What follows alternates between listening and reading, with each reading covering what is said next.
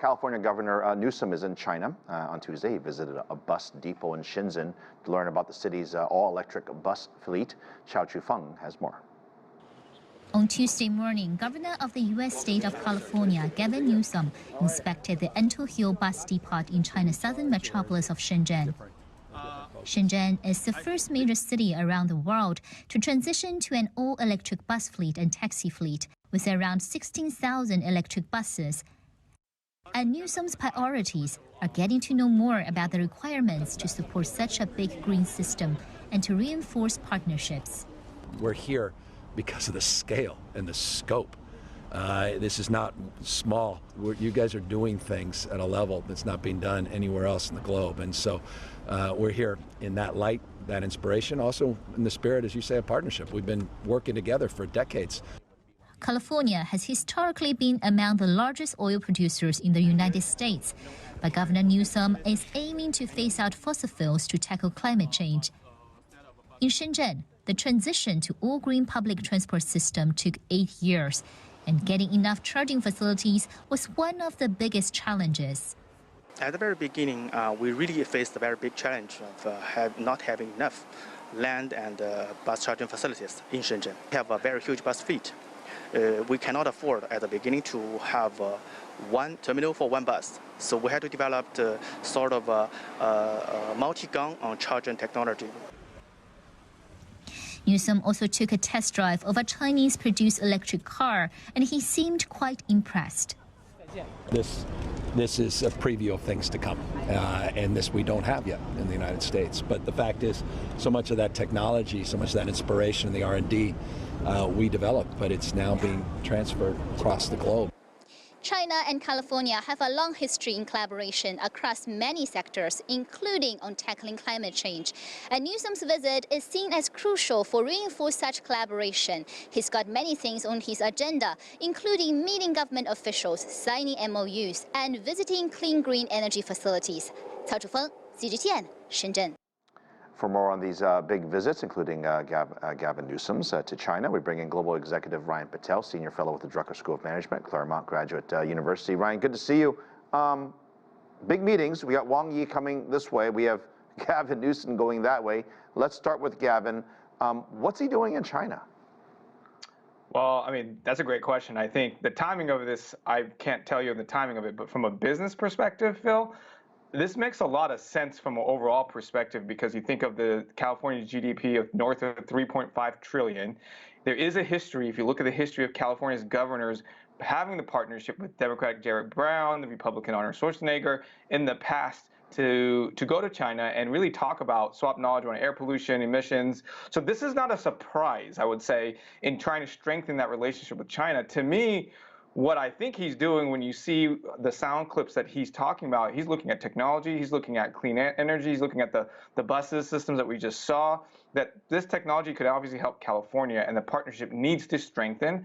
And who not better to strengthen the relationship between China and one of the biggest GDPs, if not just in the U.S., but other countries.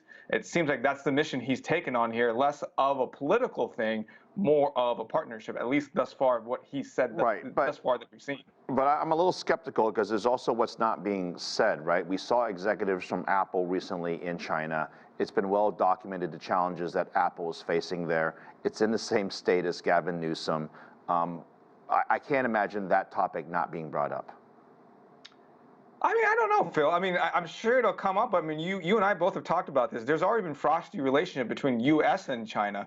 So if you want to start to have a meaningful, conversation, again, maybe this is not his purpose, but would you not want to start at the state level and then move up? That to me would make the most sense. And having these kind of conversations, even with Apple, I think would be a great thing. Again, I'm not sure he's talking about that, but there needs to be some positive that comes out of it. And I haven't heard anything from him, at least publicly, on that. And I mean, I think when you think about what he said when he visited the BYD technology and the Yangwang U8 in Shenzhen, he talked about how we don't have that in the U.S. Now, mind you, if there's some conflict or some kind of tension, I don't think he would have said that. So he's showing and giving proper recognition to the technology there, which to me then goes, what else is his purpose there while he's there? And we still don't know yet what government officials he's going to meet. Well, and I was sort of heading in that direction. You've got Wang Yi coming over here. You've got senators that have gone over. Look, relations are not great. Okay, let's just admit it. It is what it is. But to have Gavin Newsom there, who is the governor of California, potentially, we're talking about a Biden set-up meeting with President Xi over in California. I mean, there's a lot of moving pieces here. There's a lot of room for errors, what I'm trying to say. Why now? Why does Gavin have to go right now ahead of these big, important meetings?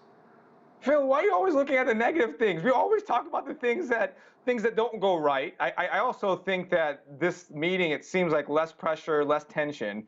And if this does set up to the Biden, then well played by both sides to ensure that it's a comfortable stage versus it being a very tensious trade discussion. So the timing of it, I can't tell you with that one. I think from a business perspective of everything that I've seen from him, it seems like the business timing and what they're pushing seems to fit on Newsom's agenda, which is separate from the White House. I will give you glass half full if that's what you want. Wang Yi is on his way or will be here in Washington later on this week. Obviously, a big important meeting with high-level officials.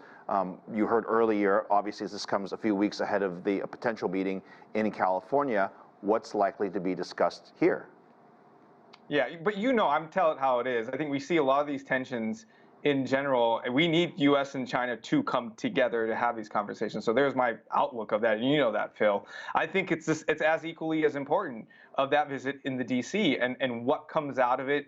Do we hear the same rhetoric of what we've seen from Newsom, more collaboration? Do we see standstill?